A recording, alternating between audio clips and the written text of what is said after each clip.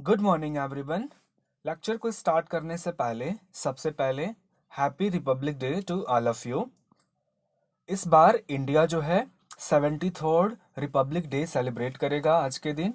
आज ही के दिन हम लोग रिपब्लिक डे इसलिए सेलिब्रेट करते हैं कि आज के दिन यानी 26 जैन को 1950 में हमारे इंडियन कॉन्स्टिट्यूशन को अडॉप्ट किया गया था, इंडियंस के ऊपर में इम्प्लीमेंट किया गया था।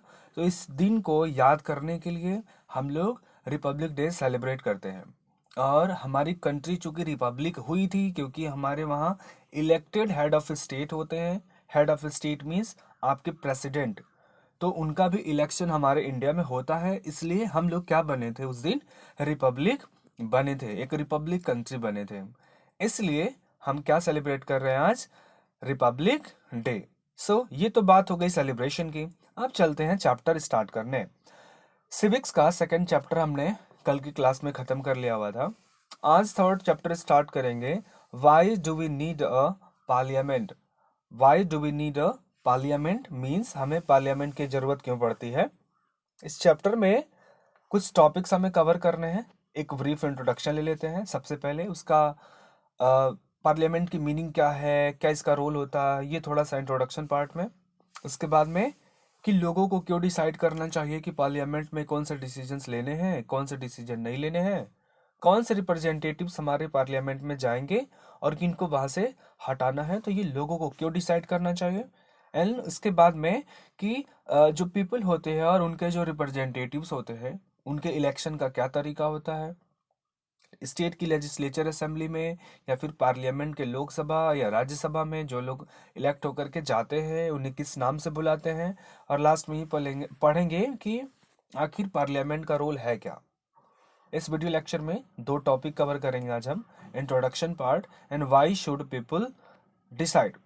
अब देखिए क्या हुआ कि इंडिया जो है 1947 के 15 अगस्त तक ब्रिटिशर्स की कॉलोनी थी। जब ब्रिटिशर्स की कॉलोनी थी तो हमारे वहाँ क्या था कि ब्रिटिशर्स की चलती थी, एक तरीके से ऑटोक्रेसी थी। ब्रिटिशर्स की बात हमें माननी होती थी। हमारे सिटीजन्स के पास में बहुत ही कम राइट थे या थे ही नहीं। तो ब्रिटेन क्या था, एक डेमोक्रेटिक कंट्री था। ब्रिटेन में कोई भी रूल रेगुलेशन पास होने के लिए एक बिल्डिंग होती थी, उस बिल्डिंग को बोलते थे पार्लियामेंट। और पार्लियामेंट की जो बिल्डिंग थी वो लेजिस्लेचर का पार्ट थी। लेजिस्लेचर ऐसी बॉडी, ऐसे ऑर्गन को बोलते हैं जहां रूल रेगुलेशन बैठ के बनाए जाते हैं। तो वहां पे ब्रिटेन के अंदर में पार्लियामेंट में लॉ पास होती थी, इंडिया में वो चीज़ें इंप्लीमेंट होती थी। हमारे इंडिया में जो लोग रहते थे, हमारे फ्रीडम फाइटर्स, नेशनल लीडर्स, उनको भी लगा कि अगर हमें ब्रिटिशर्स फ्रीडम दे दें, हमें इंडिपेंडेंस दे दें, तो हमें क्या मिलेगी बेसिकली, हम भी अपनी कंट्री के अंदर में एक पार्लियामेंट इस्टेब्लिश करेंगे और कुछ भी मनमानी तरीके से नहीं होगा। हम क्या करेंगे, रूल रेगुलेशंस पार्लियामेंट की बिल्डिंग में बनाएंगे और उसको सारे कंट्री में इम्प्लीमेंट करने की कोशिश करेंगे। तो ये बात आई समझ में कि आपको पार्लियामेंट की जरूरत क्यों पड़ रही है। इसलिए पड़ी क्योंकि हम, जो हमारे रूलर्स थे, उनके ऑटोक्रेटिक बिहेवियर से, उनके डिक्टेटरशिप से, उनके बहुत सारे ऐसे स्टेप जो लोगों को नहीं पसंद आते थे, उससे लोग इरिटेट हो चुके थे। इरिटेट हो चुके थे और हमारे वहाँ अपनी कंट्री में से डेमोक्रेसी लानी थी। तो हमें पार्लियामेंट की जरूरत पड़ी और इसलिए चाहिए भी कि हमारे जो सिटीजन्स के राइट्स होते हैं वो स्टेट के जो पावर होता है उसके मिसयूज से थोड़ा सा प्रोटेक्शन मिल जाता है। बस इसीलिए पार्लियामेंट हमें चाहिए होता है। पार्लियामेंट जो होता है ये क्या कर देगा, इनेबल कर देता है सिटीजन्स ऑफ इंडिया को किसमें, डिसीजन मेकिंग में, गवर्नमेंट को कंट्रोल करने में। जब कभी भी किसी भी कंट्री में पार्लियामेंट होगी तो पार्लियामेंट में जो बैठे हुए लोग हैं वो कंट्री के लिए क्या डिसीजंस ले रहे हैं, जो लोग डिसीजन ले रहे हैं वो किसके रिप्रेजेंटेटिव है, लोगों के ना। लोगों ने उनको चुन करके वहां भेजा था डिसीजन लेने के लिए। यानी इनडायरेक्टली ये बोले कि सिटीजन्स ऑफ इंडिया का पार्टिसिपेशन हो गया किसी भी लॉ को बनाने में, किसी को डिसीजन को लेने में। यानी यूं कहें कि जो पार्लियामेंट है इंडियन डेमोक्रेसी का बहुत ही इंपॉर्टेंट सिंबल है। अगर हमारे वहाँ पार्लियामेंट है, हम दुनिया के बाकी देशों को बता सकते हैं कि आप देखिए हमारे वहाँ पार्लियामेंट की बिल्डिंग है और यहाँ पे हम बैठ के रूल रेगुलेशंस कंट्री के लिए बनाते हैं और लोगों की सुनते हैं। हम अपनी मनमानी नहीं करते, जैसे नॉर्थ कोरिया में चलता है, ईरान में चलता है, सऊदी अरबिया में चलता है। ऐसा हमारे वहाँ नहीं होता है। और हमने अपने कॉन्स्टिट्यूशन में भी बोला था कि हमें क्या होंगे, डेमोक्रेटिक रिपब्लिक होंगे। तो इसका भी की फीचर है कि हमारे वहाँ पार्लियामेंट जो है होनी चाहिए। नेक्स्ट क्वेश्चन ये उठता है कि आखिर पीपल क्यों डिसाइड करें, पीपल क्यों डिसाइड करें कि पार्लियामेंट की बिल्डिंग में कौन जाना चाहिए कौन नहीं जाना चाहिए।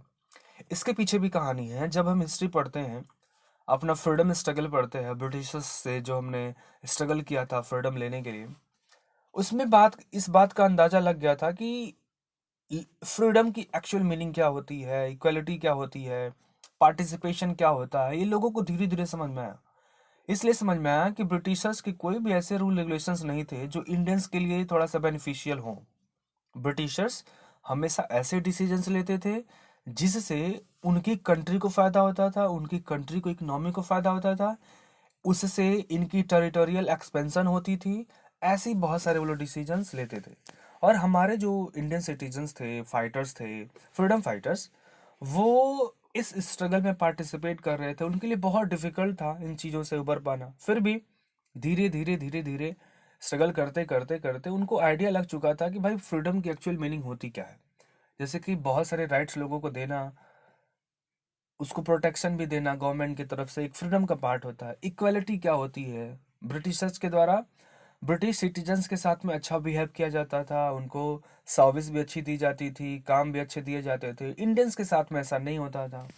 आर्मी में रिक्रूटमेंट हो, सिविल सर्विसेज में रिक्रूटमेंट हो, या फिर रेवेन्यू कलेक्टर्स की अपॉइंटमेंट करनी हो, उसमें बहुत सारे डिस्क्रिमिनेशन देखने को मिलते थे। इंडियंस को लगा कि यार इक्वलिटी नाम की भी कोई चीज़ होती है।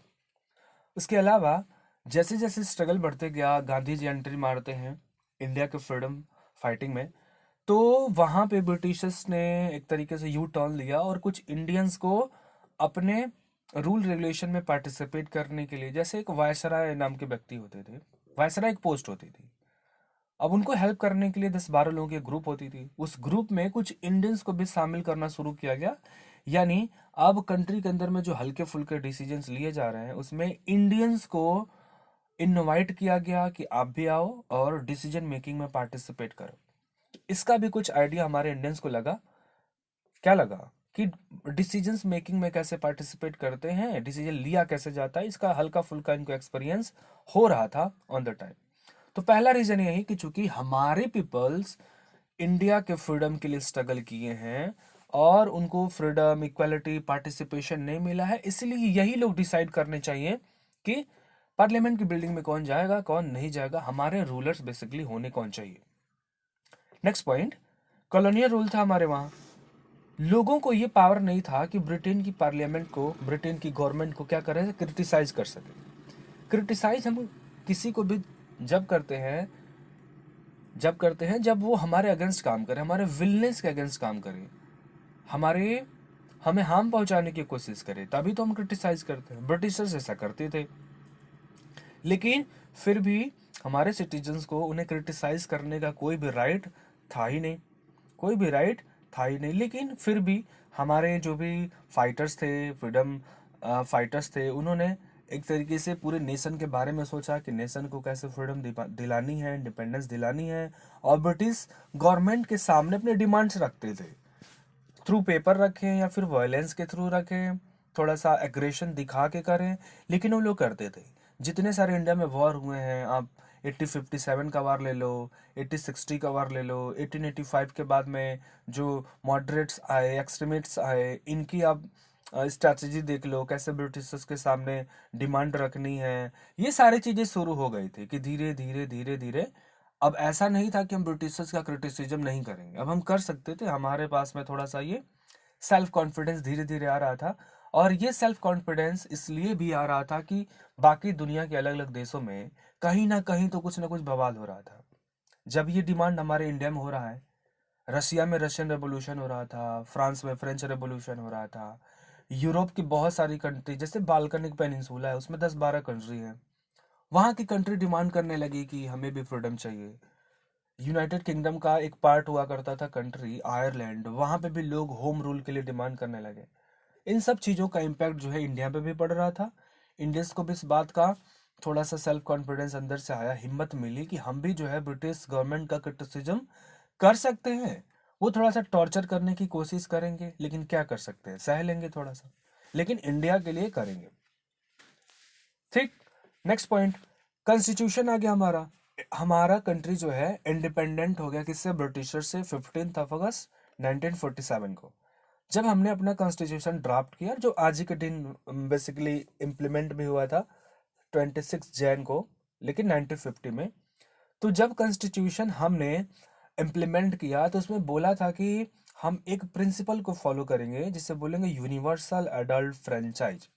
यूनिवर्सल एडल्ट फ्रेंचाइज, इसका मतलब ये होता है कि जब हम अपने कंट्री में इलेक्शन कराएंगे अपने रूलर्स को इलेक्ट करने के लिए, तो ऐसे इंडिया के अंदर में ऐसे लोग जो एडल्ट की कैटेगरी में आते हैं, यूनिवर्सल अलर्ट बोला गया ना, एडल्ट हो गए, जिनकी एज 21 ईयर से ज्यादा होगी, वो लोग इंडिया के अंदर में क्या कर सकेंगे, वोटिंग कर सकेंगे। हम रिलीजन के बेसिस पे, रेस के बेसिस पे, कास्ट के बेसिस पे, वेल्थ के बेसिस पे डिस्क्रिमिनेशन नहीं करेंगे, सबको राइट टू वोट देंगे। तो ये दुनिया का, इंडिया पहला एक ऐसा कंट्री बना जिसने आजाद होते ही इतने सारे राइट्स अपने सिटीजन्स को दे दिए। क्या दे दिया, यूनिवर्सल एडल्ट फ्रेंचाइज। दुनिया की किसी भी कंट्री में ऐसी हिम्मत किसी की गवर्नमेंट ने की नहीं थी इसके पहले, जो हिम्मत जो है इंडिया ने करके दिखाया कि सारे सिटीजन्स को, जबकि इंडियंस को हमें पता था कि हमारे कंट्री में बहुत सारे इलिटरेट लोग रहते हैं, पढ़े लिखे नहीं है, उनको पता नहीं है कि सही क्या है गलत क्या है, लेकिन हमने, हमारे फ्रीडम फाइटर्स ने ये सोचा कि यार इंडिया को आज़ाद कराने में बहुत सारे लोगों ने कंट्रीब्यूट किया है, सारे इंडियंस ने कंट्रीब्यूट किया, तो उनको तो लगना चाहिए ना कि हमारा भी कुछ वजूद है कंट्री के लिए। इसके लिए ये सारी चीज़ें की गई थी कि हमने उनको यूनिवर्सल एडल्ट फ्रेंचाइज दे दिया। उस टाइम एज जो थी वोटिंग राइट की 24 थी, बाद में इसको 21 किया गया, उसके बाद में इसको डिडक्ट करके फिर से 18 ईयर्स किया गया था। ये बात की बात है। लेकिन आप ये समझिए कि सारे एडल्ट्स को, वो मेल हो फीमेल हो, अमीर हो गरीब हो, हिंदू हो मुस्लिम हो क्रिश्चियन हो, इससे नहीं मतलब था, उनका इकोनॉमिक स्टेटस का इससे नहीं मतलब था, सबको वोटिंग राइट हमारे कॉन्स्टिट्यूशन में दिया गया। और ये डेमोक्रेसी का सबसे अच्छा पिलर है, डेमोक्रेसी की सबसे अच्छी पहचान है कि हमारे सिटीजन्स के यहाँ सुनी गई। ये सारे इतने रीजन हो गए। Next, people and their representatives. अब बात हो गई कि इलेक्शन हमने करवा दिया, लोग क्या करेंगे, अपने रिप्रेजेंटेटिव्स को चुनेंगे। अब देखिए, जो डेमोक्रेसी होती है एक आइडिया देती है क्या करने के लिए, कंसेंट लड़ने के लिए। आप प्रतियोगिता लड़िए, आप जीतेंगे तो डेमोक्रेसी में आएंगे। तो यहाँ पे क्या होता है कि लोगों की डिजायर को, अप्रूवल को, लोगों की जो डिजायर होती है, सपोज करिए 10 लोग चुनाव लड़े तो लोगों की डिजायर है कि पर्सन नंबर 3 जो है इलेक्ट होके आना चाहिए। तो अगर पर्सन नंबर 3 को इन 10 लोगों में से सबसे ज्यादा वोट मिलेगा तो वो जीतेंगे। तो यहाँ पे क्या हो गया, लोगों का पार्टिसिपेशन भी हो गया, लोगों की डिजायर भी कंप्लीट हो गई। ये सारी चीजें डेमोक्रेसी में ही पॉसिबल हो पाती हैं। बाकी जो फॉर्म्स ऑफ गवर्नमेंट होते हैं अदर देन डेमोक्रेसी, उसमें इन सारी चीज़ों की कोई भी दूर दूर तक पॉसिबिलिटी नहीं होती है कि आप अपने फेवरेट लीडर को कंट्री का हेड डिक्लेयर कर सके, इलेक्ट कर सके, नॉमिनेट कर सके, ऐसा बिल्कुल नहीं होता है।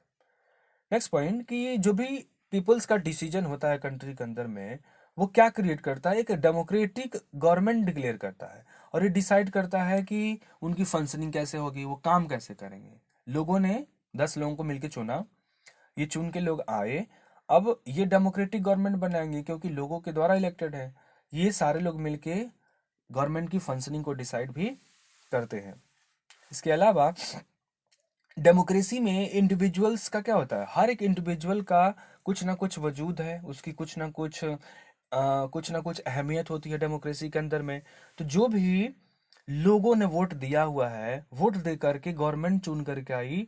अब जो गवर्नमेंट क्या करेगी, जितने भी पब्लिक इंस्टीट्यूशंस बनाए जाते हैं, जैसे कि रेलवे है एक पब्लिक इंस्टीट्यूशन है, हॉस्पिटल्स है गवर्नमेंट वाले, स्कूल्स है, सारे के सारे पब्लिक इंस्टीट्यूशंस है ना, इनके लिए जब कोई भी डिसीजन गवर्नमेंट के द्वारा लिया जाएगा तो इस पे ट्रस्ट रहता है किसका, सारे सिटीजन्स का। क्यों, क्योंकि सिटीजन्स ने ही ऐसे लोगों को चुन करके भेजा था, इसलिए लोगों को लगता है कि अब चूंकि हमारे ही लीडर्स हैं, हमारे लिए कोई डिसीजन ले रहे हैं तो अच्छा ही लेंगे, इसलिए उन चीज़ों पे गवर्नमेंट के डिसीजंस पे लोगों का ट्रस्ट रहता है, और हमारे लोग जो होते हैं डेमोक्रेटिक गवर्नमेंट में किसी भी तरीके का वायलेंस करने की कोशिश नहीं करते। लेकिन फिर भी क्योंकि डेमोक्रेसी में लोगों को अपने एक्सप्रेशंस को दिखाने का राइट होता है, फ्रीडम होता है उनके पास में, इसलिए वो कर भी सकते हैं। ऐसा वो कर भी सकते हैं कि उनको लगा कि हमारे गवर्नमेंट का कुछ स्टेप्स हमारे विलिंगनेस के अगेंस्ट था, तो वो प्रोटेस्ट कर भी सकते हैं, गवर्नमेंट को क्रिटिसाइज कर सकते हैं। ये डेमोक्रेसी में उनको राइट मिला हुआ है। लास्ट में कि जो पार्लियामेंट होती है ये सबसे मिल करके बनती है। सबसे सबसे मतलब कि सोसाइटी में जितने सारे सेक्शन हैं उन सभी के मिलने से बनती है, और इसके अलावा ये एक साथ मिलकर कंट्रोल करते हैं, गाइड करते हैं गवर्नमेंट को। इतने सारे फायदे होते हैं। यही वो ढेर सारे रीजन है, 4 पॉइंट्स की जो भी सिटीजन्स होते हैं कंट्री में वो क्या करते हैं, इन लोगों को इलेक्ट करते हैं। ठीक है। सो 2 टॉपिक्स हमने इस वीडियो में कवर कर लिए। होमवर्क क्या रहेगा, नोट्स बनाइए और सारे पॉइंट्स को 3 बार 4 बार अपने सुविधा के अनुसार इनको रिवाइज करिए। Thank you.